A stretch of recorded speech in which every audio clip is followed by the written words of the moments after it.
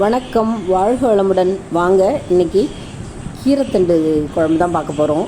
கீரைத்தண்டு ஆடி மாதத்தில் தான் கிடைக்கும். Hello friends, welcome to food mom kitchen. வாங்க, இன்றைக்கி என்ன சமையல்னு பார்க்கலாம். இன்றைக்கி எங்கள் வீட்டில் கீரைத்தண்டும் மொச்சக்கொட்டையும் நெத்திலி கருவாடம் போட்டு காரக்குழம்புங்க, கருவாட்டு குழம்பு ரொம்ப நல்லாயிருக்கும். ஆடி மாதத்தில் பார்த்திங்கன்னா கீரைத்தண்டு ரொம்ப ஸ்பெஷல். இதுக்கு என்னென்ன தேவை, இந்த இன்க்ரீடியன்ஸ் பார்த்திங்கன்னா, கீரைத்தண்டு நார் எடுத்து அரிஞ்சு வச்சுருக்கேன். அதுக்கப்புறம் மொச்சக்கொட்டை வறுத்துட்டு வேக வச்சு வச்சுருக்கேன். அதே மாதிரி வெங்காயமும் பூண்டும் இடித்து வச்சுருக்கேன். இதுலேயும் வெங்காயம், தக்காளி, கருவேப்பிலை ரெடியாக அரிஞ்சு வச்சுருக்கோம், 2 தக்காளி. அதே மாதிரி ஒரு புடி நெத்திலி கருவாடு எடுத்து வச்சுருக்கேன், வாஷ் பண்ணி எடுத்து வச்சுருக்கேன். வடகம் தாளிக்கிறதுக்கு வடகம், ஆல் பர்பஸ் மிளகாத்தூள், அவ்வளவுதாங்க.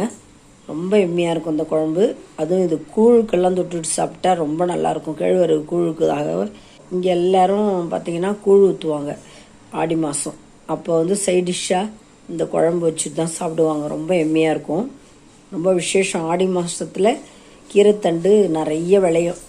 இதில் இருக்கிற கீரை கிள்ளிட்டு நாங்கள் பொரியல் பண்ணிவிடுவோம். அது ஒரு குழப்பு தன்மையோடு இருக்கும். ரொம்ப ஸ்ட்ரென்த்து அது. இந்த முட்டி வலி, கால் வலிக்கெல்லாம் அந்த மாதிரி குழப்பான தன்மையுடைய கீரையே ரொம்ப நல்லது.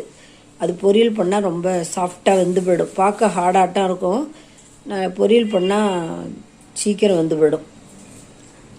வாங்க, நம்ம இப்போ குழம்பு வைக்கிறது பார்க்கலாம். பாருங்கள், கடாயை வச்சு எண்ணெய் ஊற்றியாச்சு. இதில் நம்ம வடகம் போட்டுடலாம். எண்ணெய் காஞ்ச உடனே இதில் வடகம் போட்டுடலாம். வடகம் போட்டு தாளித்தா நல்ல டேஸ்ட்டு, அதனால் வடகம் போட்டுடலாம். பாருங்கள், நல்லா வடகம் வறுப்பட்டுடுச்சு, உறிஞ்சிடுச்சு நல்லா. இப்போ இந்த ஸ்டேஜில் நம்ம இந்த வெங்காயமும் பூண்டும் இடித்து வச்சுருக்கோம் பாருங்கள், அதை போட்டுக்கலாம். இடித்து போட்டால் நல்ல டேஸ்ட்டு, அதனால தான் எப்பயுமே இடித்து போட்டுறது, அந்த ஃப்ளேவர் நல்லாயிருக்கும். இந்த வெங்காயமும் தக்காளியும், 2 தக்காளி, 1 வெங்காயம், பாதி இடிச்சுட்டேன், பாதி அரிஞ்சு வச்சுருக்கேன். நல்ல டேஸ்ட்டு கொடுக்கும். நல்லா வதங்கட்டும். இது வதங்கிக்கிட்டே இருக்கும்போது நம்ம இந்த கீரைத்தண்டு போட்டுருவோம். கீரைத்தட்டை அரிஞ்சு வாஷ் பண்ணி வச்சுருக்கோம் பாருங்கள். கீரைத்தண்டு பாருங்கள், பார்க்க எவ்வளோ நல்லாயிருக்கு. இந்த ஆடி மாதம் தாங்க கிடைக்கும். எப்போ பார்த்தாலும் கீரைத்தண்டு கிடைக்காது. முளைக்கீரை கிடைக்கும். கீரைத்தண்டு, இந்த சிவப்பு கீரை, சிவப்பு தண்டாக இருக்கும் பாருங்கள், உடம்புக்கு ரொம்ப நல்லது. ஃபைபர் நிறையா இருக்குது. அதில் மொச்சக்கட்டையும் கருவாடும் போட்டு வச்சா ரொம்ப வெஜ்ஜு சாப்பிட்றவங்க வெறும் மொச்சக்கட்டை, கத்திரிக்காய் இந்த மாதிரி போட்டு காரக்குழம்பு வச்சுக்கலாம். நான்வெஜ் சாப்பிட்றவங்க அதில் நெத்திலி கருவாடு, வாழைக்கருவாடு இந்த மாதிரி போட்டு வைப்பாங்க. நான் கொஞ்சம் குழம்பு வச்சியும் காரக்குழம்பு எடுத்துகிட்டு தான் நான் போடுவேன். நான்வெஜ் எல்லாருக்கும் தெரியும், நம்ம சப்ஸ்கிரைபருக்கெல்லாம் தெரியும்.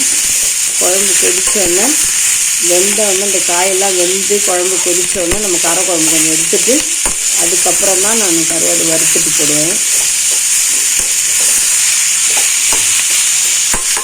பாருங்கள், நல்லா வதக்கி வச்சாச்சு. இதில் நம்ம இந்த மொச்சக்கொட்டை வேக வச்ச தண்ணி இருக்கு பாருங்கள், இந்த தண்ணியை ஊற்றிக்கலாம்.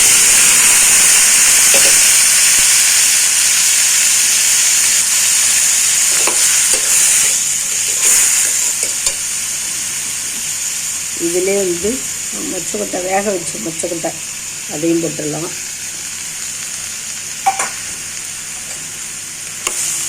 நல்லா கொதிக்கட்டும். இது அரைவேக்காடா வெந்தோடனே நம்ம புளியும் மிளகாத்தூளும் கலந்த தண்ணி ஊற்றிடலாம். இப்போ ஊற்றினா கொஞ்சம் அப்படியே விரைச்சிட்டு இருக்கும், வேகாது. அதனால் அது வேகட்டும், கொஞ்சம் ஒரு அரைவேக்காடா வேகட்டும்.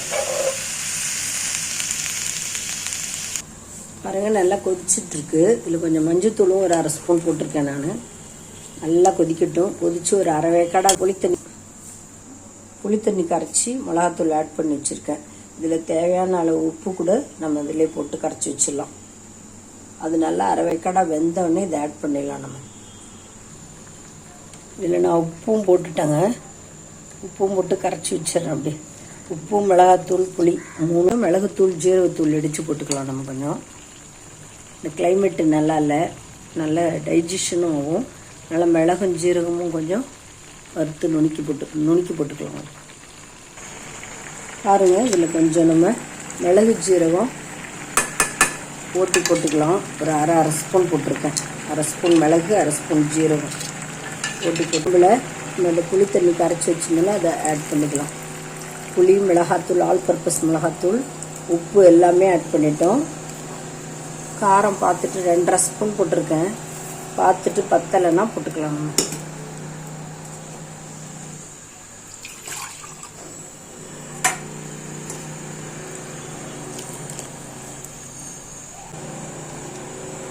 பாருங்க, எம்மியாக நம்ம காரக்குழம்பு கீரைத்தண்டு மொச்சக்கொட்டையோட சூப்பராக ரெடி ஆயிடுச்சுங்க. இந்த ஆடி மாதம் ரொம்ப ஸ்பெஷல். இந்த குழம்பு எல்லாரும் வைப்பாங்க, உடம்புக்கு நல்லது. நீங்களும் செஞ்சு பாருங்கள். கீரைத்தண்டு சாப்பிடாதவங்கெல்லாம் சாப்பிட்டு பாருங்கள். எல்லஸாக கீரைத்தண்டு வாங்கிட்டு நாரெல்லாம் எடுத்துட்டு இந்த மாதிரி போட்டு செஞ்சிங்கன்னா ரொம்ப டேஸ்டியாகவும் இருக்கும், உடம்புக்கு நல்லது. ஃபைபர் நிறையா இருக்குது.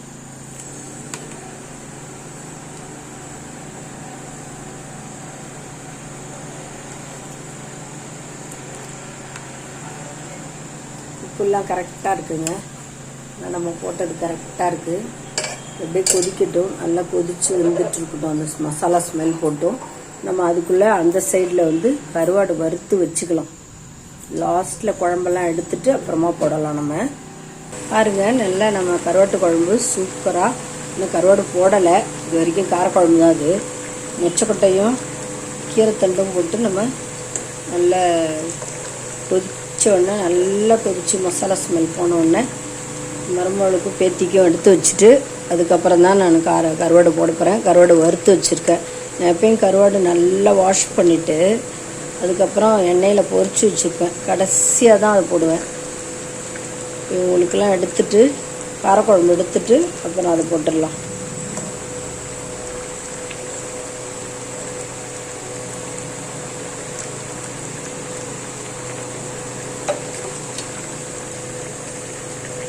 கொஞ்சம் மொச்சக்கொட்டையும் காரக்குழம்பும் எடுத்து வச்சுருவோம்.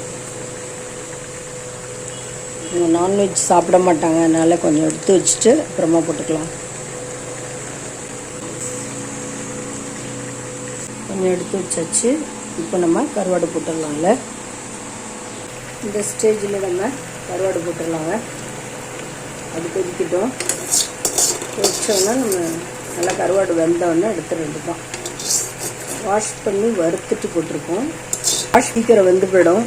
வெந்தோடனே நம்ம குழம்பு ரெடிங்க. இப்போ கருவாட்டு குழம்பு சூப்பராக ரெடி ஆகிடுச்சு.